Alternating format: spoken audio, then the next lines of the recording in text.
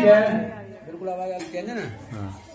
अभी नया परम पिता परमात्मा पूज्य सदगुरुदेव रामपाल जी भगवान जी की कृपा से आज की सात संगति में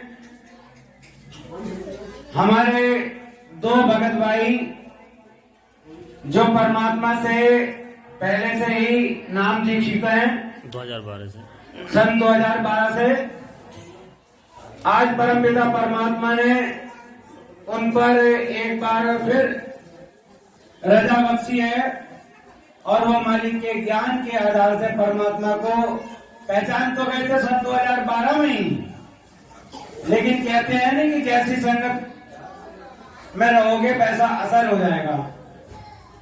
कबीर साहब कहते हैं कि संगत माही कुसंगत उपजे जैसे बन में बांस और आपा किस किस आग लगावे कर दे बन खंड का भी नाश।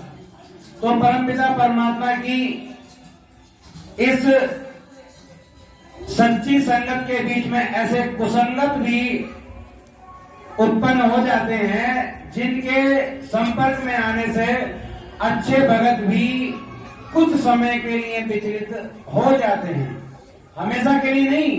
क्योंकि परमात्मा कहते हैं कि जो मेरा हीरे मोती लाल होंगे, मेरे प्यारे हंस होंगे, उन्हें कुछ समय के लिए दबाया तो जा सकता है लेकिन मिटाया नहीं जा सकता। जैसे मालिक की वाणी है,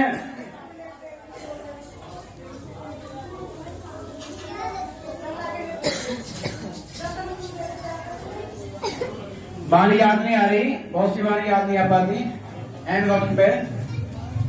खैर, मैं आज परमपिता परमात्मा की विशेष दया से उन दो पुण्य आत्माओं से आज आप सभी भक्त आत्माओं को रूबरू कराना चाहूंगा।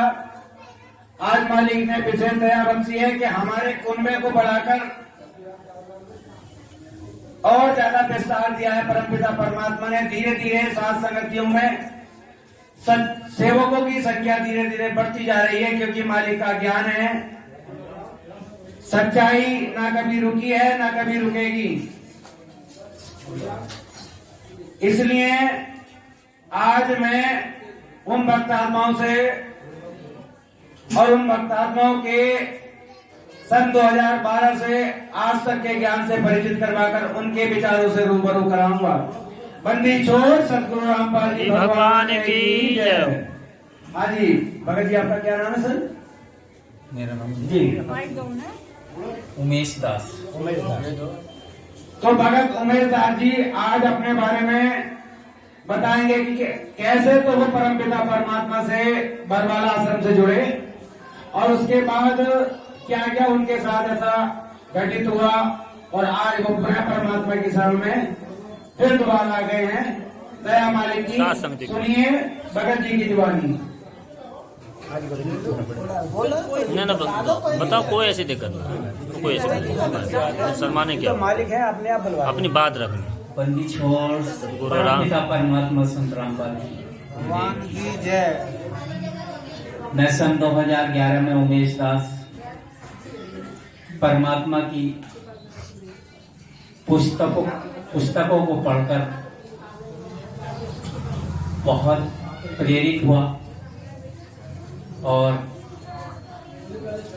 हमें अपने क्षेत्र में कोई ऐसा भगत भी नहीं मिला जो वहाँ हमें ले जा सकता था। हमने एक बहुत नया ज्ञान था, अच्छा रहा, हमें ऐसी लगन लगी कि हमें जाना जरूर है। तो हम और हमारे गांव के एक भगत जी, हम दोनों ने निश्चय करा और हम चल पड़े और पता पूछते पूछते हम सतलोक आश्रम बरवाला पहुंच गए। वहां हम 4-5 दिन रहे। हमें जो है नाम दीक्षा मिली और सन 2012 से हम हर महीने 5-6 दिन की सेवा वहां देते थे जाकर के। और जब बरवाला कुछ बरवाला कांड हुआ था उस समय भी हम वहीं थे। उसके बाद हम घर आए और उसके बाद फिर हम लगे रहे, अपने घर ही रहे, भक्ति भाव से जुड़े रहे। बहुत भक्तों ने आकर कहा कि भाई आप पुस्तक सेवा में चले गए। हमने शुरू से ही लगभग 2 साल भी पुस्तक सेवा करी है, बहुत बहुत दूर जाकर, लेकिन हम कहीं नहीं गए थे। हमने परमात्मा से विनती की, परमात्मा जब तक आप आदेश हमें नहीं करोगे तब तक हम अपने घर ही रहेंगे, कहीं नहीं जाएंगे और आपकी भक्ति करेंगे। सत्संग। तो भगत जी, जैसे सन 2000 के बाद 2014 में बरवाला कांड हुआ, तो बरवाला कांड के बाद तो लगभग आपने 1.5 से 2 साल तक पुस्तक सेवा की।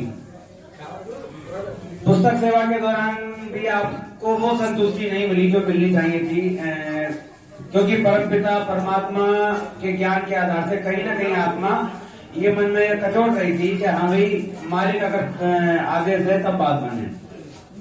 संतुष्टि जब ही मिल गई, संतुष्टि होने पे गए थे। जी जी।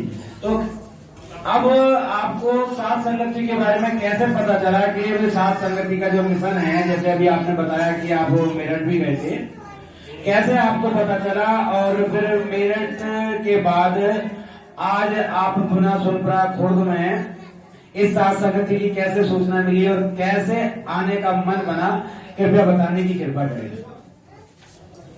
भगत जी, मेरे गांव के एक सुरेश दास जी भगत जी हैं, तो उन्होंने मुझसे कल कहा कि सात संगत गांव सोनपुरा खुर्द में है। मैंने कहा भाई देखो, अगर सही भगत है वहां तो चलते हैं, जो पूर्ण भगत।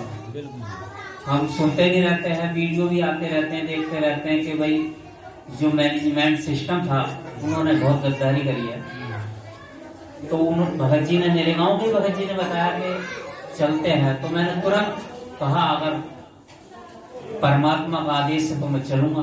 परमात्मा के हों सच्चे भक्त है तो जरूर चलूंगा, तो इसलिए हम चले गए। बहुत अच्छा भगत जी।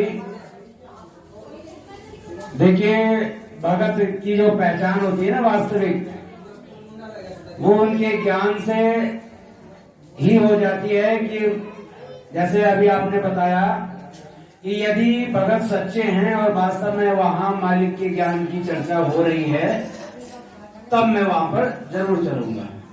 और परमपिता परमात्मा अपनी वाणी के माध्यम से भी कहते हैं कि इस काल के लोग में किसी भी जगत या भगत के बस की बात नहीं है कि वो परमार्थ की तरफ एक कदम भी आगे बढ़ा दे, जब तक परमात्मा की रजा ना हो।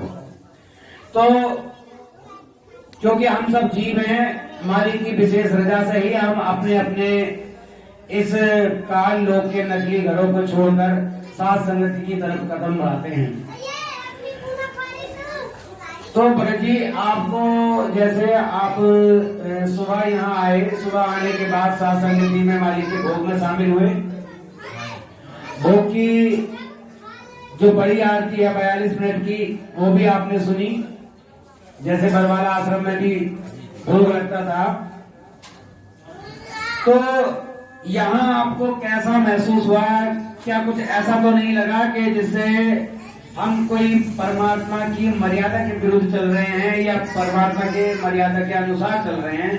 कृपया इस बात पर भी थोड़ा सा प्रकाश डालने की कृपा करें। बंदी छोड़ कीजिए। जब मैं यहाँ आया, जब ही मैंने देखा और अब तक मैं देख रहा हूँ, मेरा परमात्मा है।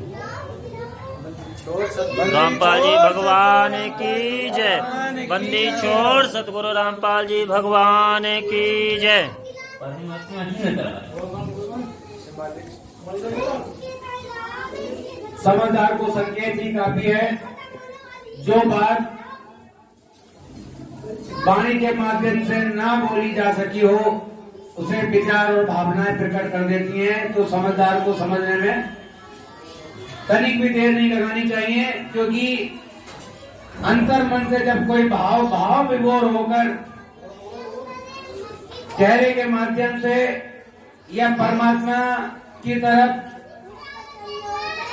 भाव विभोर होके दृष्टि के माध्यम से अगर कोई विचार निकलते हैं तो वो आत्मा के होते हैं, मन के नहीं होते। और आत्मा परमात्मा का एक अंश है जो परमात्मा को बहुत प्यारी है। तो भगत जी, आपकी बात को सुनकर बहुत अच्छा लगा कि आज परमपिता परमात्मा ने हमारे इस परिवार में एक भगत आत्मा को और बढ़ा दिया। अब दूसरी भगत आत्माएं हैं, मैं उनसे भी ये जानना चाहूंगा कि वो भी सन 2012 में ही जुड़ी हैं। उन्हें कैसा महसूस हुआ साथ संगति में आकर और कैसे विचार बना साथ संगति में आने का, और कौन भगत माध्यम बने परमात्मा की प्रेरणा से? कृपया बताने की कृपा करें। भगत, क्या नाम भगत जी आपका? सुरेश दास। भगत सुरेश दास जी,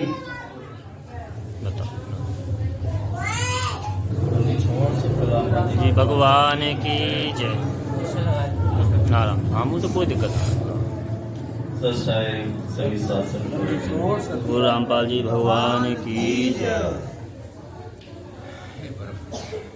देखो, कहने को तो बहुत बातें हैं, तो संक्षिप्त रूप में जो है ना, हाँ जी, हाँ, विचार करना चाहता हूँ कि जब कभी पहले हम हाई स्कूल या इंटर में या किसी और क्लास की जो पुस्तक थी उनमें पढ़ते थे कबीर साहब के दोहे, तो मन में बड़ी हिलोर उठती थी कि कबीर साहब की दोहों के अंदर इतना अनमोल ज्ञान छिपा हुआ है।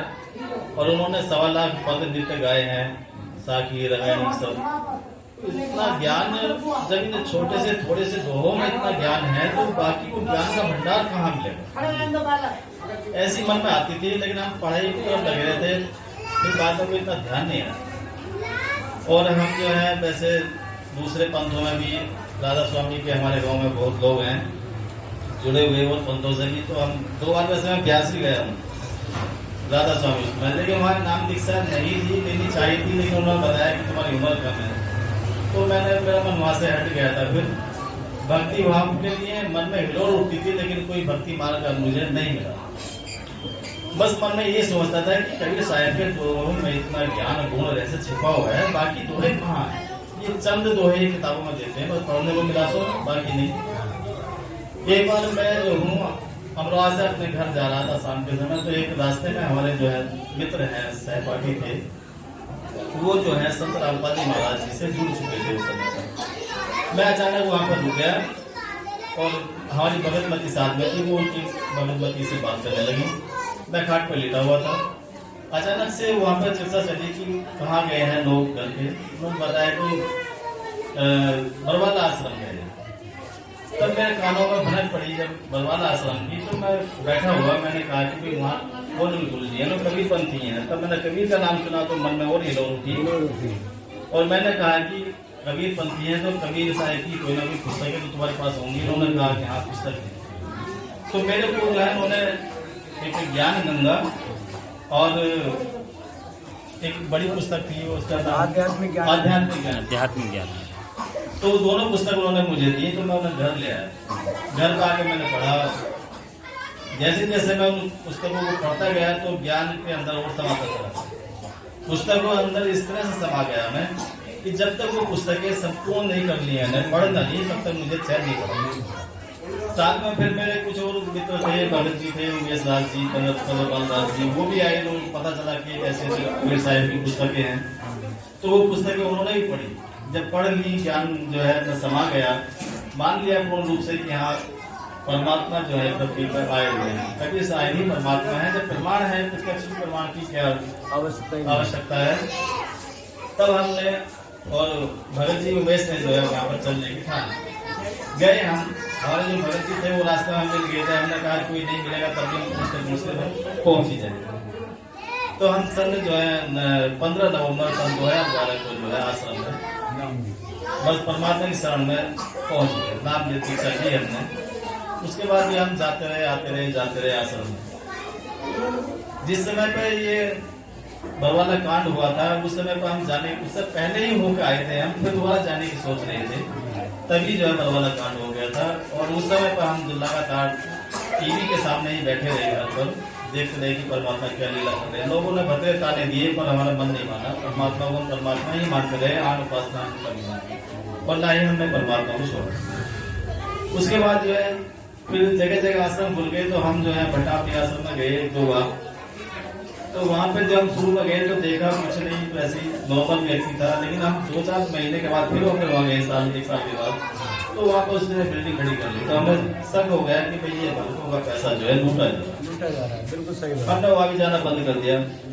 फिर उसके बाद जो है एक बार रोहतास भगत जी यहाँ पे अमरोहा के जो है कैलसा वाले, इन्होंने जो है सेंटर खोल लिया है। नहीं वहाँ पे हिस्सा नहीं मिला होगा, शायद उन्होंने अपना अलग खोल लिया। इनका फोन आया हमारे पास, बोले कि जो है बस स्टैंड अमरोहा आ जाओ, जरा कुछ वहाँ पर सेवा है। तो हम उसमें सेवा तो करते ही थे, तो उन्होंने सोचा ऐसी ही सेवा होगी कोई। अब हम जब बस स्टैंड पर पहुंचे, 3-4 भगत जी उमेश भगत जी नहीं थे, राधेश्याम भगत जी थे और चंद्रपाल भगत जी थे। तो हमने जब वहाँ पहुंचे तो हमारे हाथ में झंडे थे कि ये जो है जाके आरक्षण पे चलने हैं, कलेक्टर चलना है। तो हमने कहा से कि भगत जी परमात्मा ने राजनीति के लिए नहीं कहा, आरक्षण के लिए नहीं कहा, हम इस काम को नहीं कर सकते। हम तो उनके झंडे और उनके बैनर सब उन्हीं को फेंक करके वापिस आ गए थे। और उसके बाद जो है भट्टापी आश्रम पे हमें जो है पीपड़ा खुर्द वाले नागेंद्र भगत जी ने, रोहतास भगत जी दोनों ने मिलकर जो है गुरु गोविंद इस रेडी में हमें लेकर रख किया और 10 भक्तों को और भी नाम बोले थे। फिर उसके बाद जो है हमारे पास फोन में वीडियो आई पवन दास जयपुर वालों की। तो हम जो है बताया गया था कि मेरठ में बागपत चुनाव पर जो है 4 संगत है जयपुर वाले पवन दास जी आ रहे हैं। तो हम 3 भगत जी गए 4।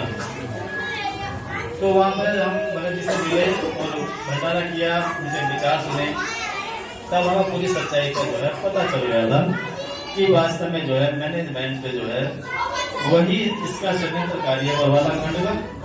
और उसके विचार सुन करके पवन भगत जी के, और वहाँ से फिर हम जो है आ गए थे। उसके बाद हमारे पास जो है मोबाइल पर वीडियो आती रही।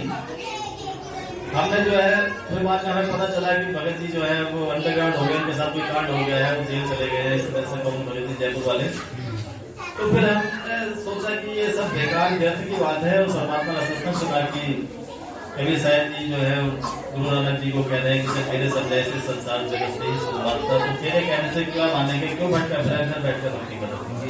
तो हमारे भी मन में आया कि भाई ये जो है परमात्मा की जब तो लीला चलेगी और जब तक मैनेजमेंट जो है सचेत बसता रहेगा तब तक जो है अपने घर पे बैठकर भक्ति करेंगे।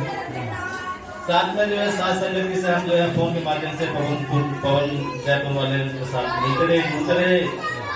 एक बार हमारी बात हुई थी उससे, तो मैंने जो है ये सैनिकों है यहाँ आश्रम खोला कुरुक्षेत्र में से पुरुषोत्तम सैनी से मेरी बात हुई, तो मैंने उसको कुछ बोला था तो मैंने वीडियो भेज दी थी। तो कुछ मैं जो पवन भगत जी के व्हाट्सएप पे जो है कुछ मतलब इस तरह की जो है मैसेज भी करता रहता हूँ, उनके मैसेज भी सुनता हूँ। जब शंकर समाधान पुस्तक को उन्होंने जो अनावरण किया था, उन्होंने इसका नाम रखा था कि सो शंकर समाधान। तो मैंने उनको मैसेज भेजा था पवन जी भगत जी जो है संख्याएं तो अनेक होती हैं, सो शंकर समाधान नाम रख करके संख्याओं का समाधान कर दो। ये देखो पुस्तक का नाम 157 से हम बता रहे हो संख्या। तो उनका जवाब आया कि हमने संख्या समाधान ही रख दिया है पुस्तक का।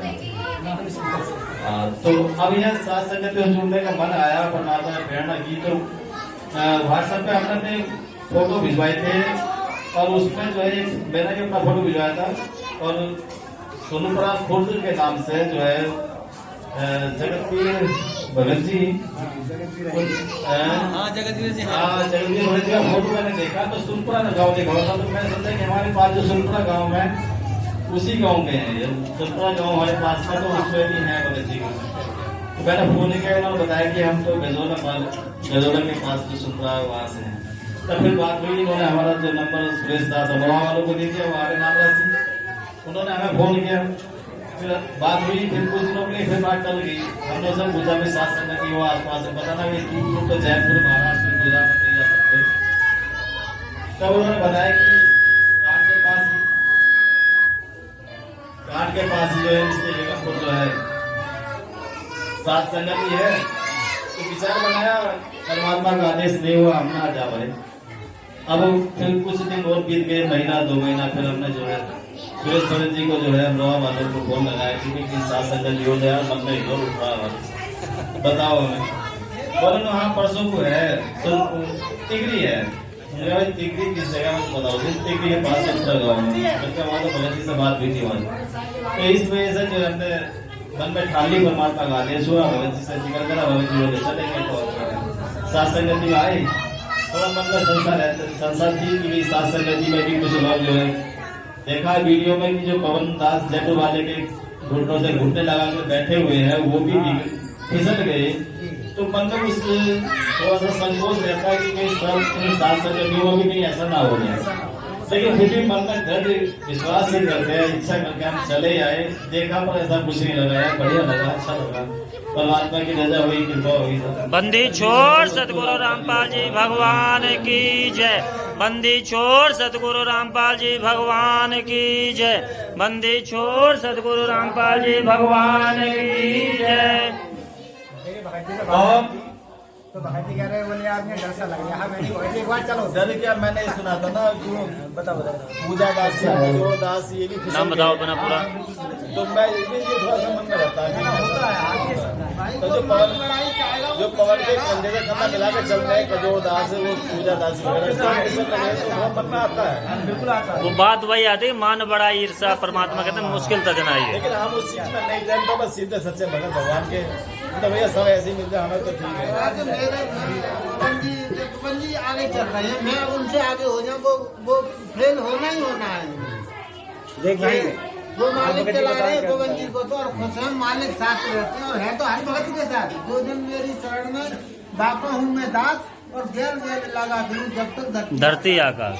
जिस दिन नाम लग गया मालिक की शरण में आई, जिस दिन दिल ने चाह दिया उसी दिन से साथ हो जाते हैं मालिक। ये 4 बार तो अपने भक्तों को रुला दिया है। यहाँ पे दास 4 बताया, बार तो अपने भक्तों को रुला दिया है। दास रामजी दास है, कासगंज से रहने वाला है। वहाँ तो प्यार नाम की चीज नहीं भगत जी। और दास का नाम गुरुद्रोही में रामजी दास का। वो देखो और स्टार्टिंग से पवन ने संजय के साथ स्टार्टिंग से दास स्टार्टिंग से ही है। जब ये फाइल निकाली थी 4 महीना तो संजय नहीं आए थे, तो उसके बाद सबसे पहले फोटो संजय के साथ मेरा बड़ा हुआ। दिल्ली में भी सब पूरे जानते हैं, अलीगढ़, हाथरस, फरुखाबाद, मतलब बदाम, छोड़ दो तुम संजय का तो नाम हर चीज का, हर चीज, हर जिला में नाम। बटावली में तो ये घोषणा कर दी थी, जो मेठ गए हैं भगत लोग वो सब गुरुद्रोही हैं, घोषित कर दिए। तो मैंने आपका वो जाना ही बंद कर दिया। आज मेरी कल ही बात हुई थी, मैंने रात भी उनकी ऑडियो सुनाई। अब भी देखो आपको सुनाऊंगा बटावली वालों की।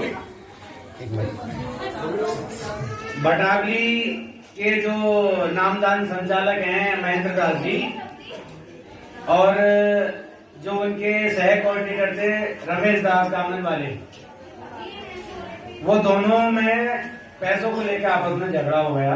अभी लगभग हाल फिलहाल मुश्किल से 10-15 दिन की बात है।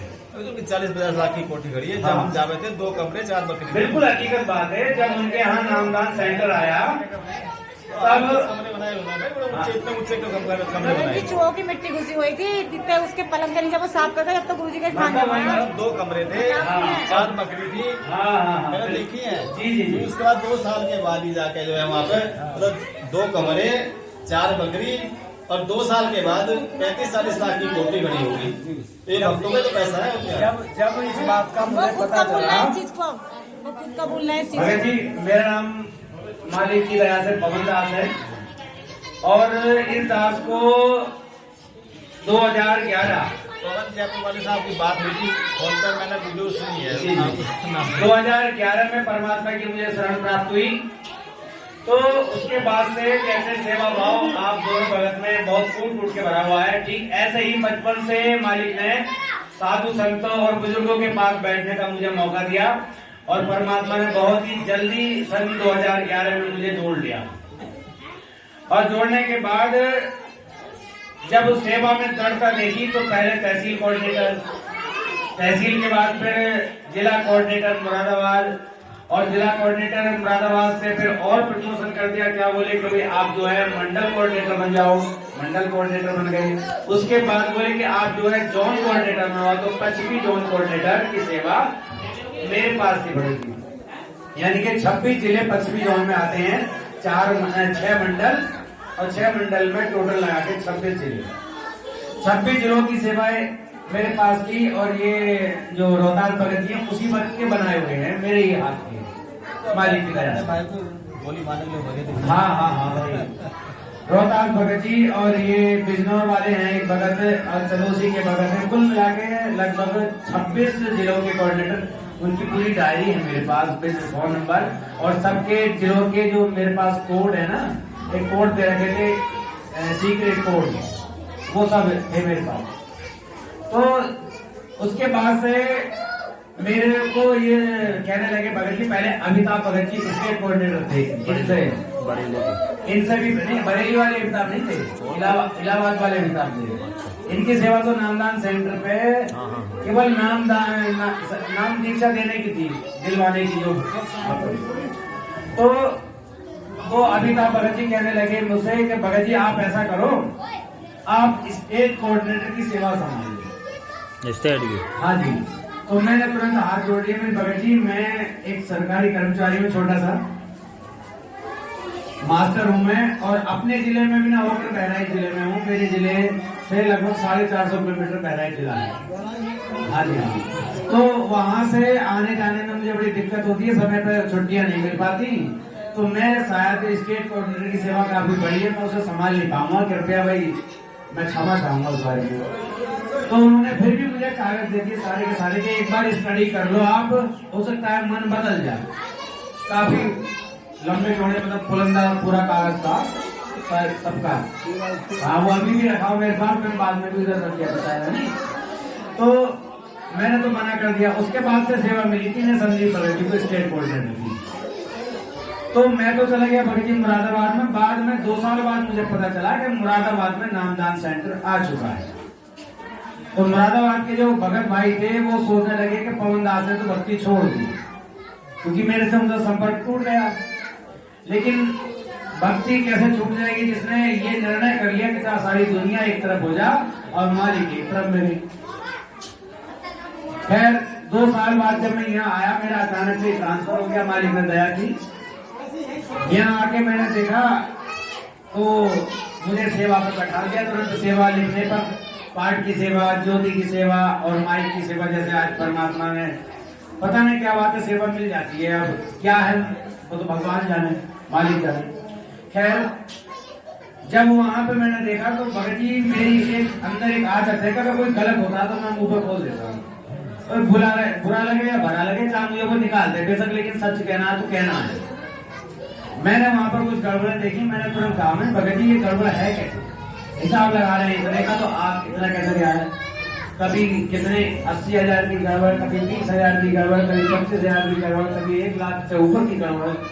क्योंकि कैसे मैथमेटिक्स में अगर 2 में से 2 निकालोगे तो 0 बचेगा, 4 में से 2 निकालोगे तो 2 बचेगा। आप कैसे भी कर रहे हो कि सेवा लिख भी रहे हो और फिर भी गड़बड़ा रही है। 1, 2 रुपए, 10 रुपए, 20 रुपए, 50, 100 रुपए तक की जगह हो जाए, लाखों की और हजारों की कैसे होगी? इसका मतलब गड़बड़ है। तो इस बात में रमेश भगत जो है दामन वाले और प्रदीप भगत जी यहाँ के क्या नाम है उनका, कटगर वाले, उन्हें बुरा लगा कि भाई तुम तो बेफालतू में मीन में निकाल रहे हो, मेरे से लड़ने लगे, क्या हम तुम्हारी जो है शिकायत कर देंगे, प्रार्थना भेज देंगे गुरु जी के पास। मैं ठीक है भेज दो, अब मैं सीधा परमात्मा से ही संपर्क करूंगा लेटर के माध्यम से कि यहाँ ऐसा ऐसा हो रहा है, आरटीआई के माध्यम से करूंगा। उन्होंने तुरंत मेरी शिकायत संदीप से कर दी कि यार ये पवन भगत है भैया ऐसा ऐसा बोल रहा है। तो उधर से क्या ऐसे सेवा दे दो भाई, फिर सेवा लगा दिया, मुझे दबा दिया वहां पे, कोई बात नहीं। लेकिन गड़बड़ जो थी वो मैं बराबर टोकता रहा। कुल मिला के ये रहा कि मैंने उनसे ये कह दिया कि सेवा में गड़बड़ हो रही है, सेवा यहाँ नहीं रखी जानी चाहिए। सेंटर तो यहाँ यूं है कि जगह किसी के पास नहीं है मुरादाबाद में इतनी, तुम्हारे पास थी कि मैनेजर जी के पास, तो मैं चलो साइन रख लो, लेकिन सेवा गिन के जाएगी किसी और भगत के यहाँ, चाहे वो आप मेरे पास भेज दो या किसी अन्य के पास भेज दो, जो भी ईमानदार हो। और अगर सेवा में रत्ती भर भी फर्क आता है तो तुरंत कान पकड़ के उससे सेवा ले लो। तो सेवा ले जाने की कोई तैयार नहीं। अब वो सेवा कुछ महीने तक मेरे पास रखी गई भगत जी। मेरे पास उस सेवा का A to Z हिसाब है, 1-1 रुपए तक का भी, पुस्तकों का भी और पैसों का भी। फिर जब मैंने पवन दास भगत जी की वीडियो देखी और मुझे बताया विनोद भगत जी ने, हमारे जो भाई यहाँ सेवा कर रहे हैं विनोद भगत जी, इन्होंने मुझे बताया कि भाई पवन दास जी के आप वीडियो देखो, कुछ ना कुछ आपको मिलेगा, यहाँ जो गड़बड़ है ना उसका आपको समाधान मिलेगा वहाँ। तो मैंने वीडियो देखने शुरू किए और उधर मैंने बताया नहीं कि मैं वीडियो देखता हूँ, दोनों तरफ से मैं देखता भी या सुनता भी, दोनों तरफ का निर्णय करते गया। और ये भगत जी ने बताया कि उस वक्त था जब मैं काफी मोटी रकम जो है सेवा के लिए देना चाह रहा था, 10वें अंश की बटा लिए उस वक्त भगत जी ने बताया था। क्योंकि परमात्मा अंदर से प्रेरणा करते हैं कि जब भी परमात्मा सैलरी आती है 10वें अंश की सेवा अलग निकलवा देती है। तो ऐसे में बताया, तब मैंने जो है पवन भगत जी से संपर्क किया और मेरठ गया। मेरठ जाके मुझे बहुत अच्छा महसूस हुआ कि वास्तविकता तो यहाँ है। लेकिन जब पवन भगत जी ने वहाँ मेरठ में, जब मैं लास्ट बार गया था तो एक बार माइक के सामने खड़े होकर बोल रहे थे कि जिस भगत को सच्चाई का पता चल गया है उसे यहाँ मेरठ में बार बार चक्कर लगाने की आवश्यकता बिल्कुल भी नहीं है। वो घर पर ही बैठ के अपने 5 बजे की पूरे करे और अपनी भक्ति। मुझे बहुत अच्छा लगा भाई। तो वो उधर ये बात बोल रहे हैं माइक पे और पीछे से एक रक्षा सूत्र बांधने वाले वहां पर भगत थे जो बैठे हुए थे कुर्सी और मेज डाल के, और वो पीछे से बड़बड़ा रहे थे, भाई ये क्या पक रहे आ रहे भगत यहाँ से, ऐसा कर रहे वैसा कर रहे, बैठ चली चौक बैठ चली चौक, ऐसा करके बोले। तो मुझे बड़ा अजीब सा लगा कि एक भगत भाई सत्य बात बता रहे हैं और दूसरे ने डांट रहे, वो भी इस तरीके से जैसे बड़ा पूरे अधिकार के साथ। तो मुझे लगा कुछ ना कुछ गड़बड़ है। और पवन भगत जी की एक बात जो आज तक मैंने गांठ बांधी है मालिक के ज्ञान के आधार से, परमात्मा की सब प्रेरणा से उनके मुख से एक बात निकली कि परम पिता परमात्मा बंदी छोड़ सतगुरु रामपाल जी भगवान यहाँ जेल में बैठने नहीं आए। अगर इस बात को आप शाब्दिक रूप से समझो तो बहुत छोटी सी एक लाइन है कि परमात्मा अपने सतलोक छोड़कर यहाँ जेल में बैठने नहीं आए। अगर आध्यात्मिक दृष्टि से इस लाइन में अर्थ खोजा जाए तो बहुत दूर है कि जो परम पिता परमात्मा बंदी छोड़ सतगुरु रामपाल जी भगवान अपने शाश्वतम स्थान छोड़कर, अपने सतलोक को सुख का धाम छोड़कर हमारे इस गंदे लोक में हम जैसे नीचों को लेने आए, तो वो परमात्मा के मिशन को, स्वयं परम पिता परमात्मा के मिशन को एक जीव कैसे रोक सकता है? चाहे वो मैनेजमेंट हो या कोई भी दुनिया की ताकत हो, वो परमात्मा के मिशन को रोक नहीं सकती है। हाँ, परमात्मा की लीलाएं हो सकती हैं, बरवाला कांड की लीला, करोता कांड की लीला है नहीं, और भी बहुत सारी लीला जिसमें परमात्मा हर भगत के साथ प्रतिक्षण लीलाएं करते हैं। हर भगत की हर क्षण हर प्रकार से अलग अलग प्रकार से परीक्षा होती है, ये चेक करने के लिए कि देखो इस भगत में कितना लेवल है भक्ति का, और उस हर परीक्षा से वो भगत वो अपने भगत को दृढ़ बनाने की कोशिश करते हैं। तो जब उन्होंने ये बात बोली ना परम पिता परमात्मा यहाँ जेल में बैठे नहीं आएंगे, तब मुझे एहसास हो गया कि परमात्मा तो जेल के अंदर है ही नहीं। हम तो समझे करते पहले गुरु माने करते थे, और जब साथ संगत से जुड़े तब हमें पता चला कि वास्तव में परम पिता परमात्मा तो स्वयं ही गुरु बन के आ गए हमारे अहोभाग्य।